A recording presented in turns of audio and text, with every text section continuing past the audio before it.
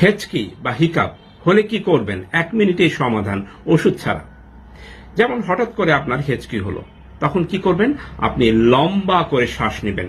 শ্বাস নিয়ে আপনি আটকে রাখবেন যতক্ষণ পারা যায়, অর্থাৎ 30 সেকেন্ড মিনিমাম। তারপরে আস্তে আস্তে করে শ্বাসটা ছেড়ে দিবেন। এই দম আটকে রাখার সময় আপনার হয়তো একবার হেঁচকি হতেও পারে, তারপরে আস্তে আস্তে করে দমটা ছেড়ে দিবেন, দেখবেন যে আপনার হেঁচকি বন্ধ হয়ে গেছে।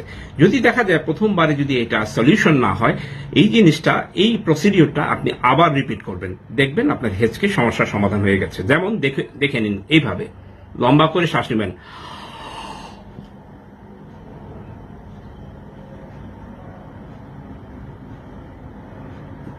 এইভাবে 30 সেকেন্ড বা 40 সেকেন্ড যতক্ষণ আপনি পারেন, তারপরে আস্তে আস্তে করে শ্বাসটা ছেড়ে দিবেন, তারপর দেখবেন আপনার হেঁচকি নাই।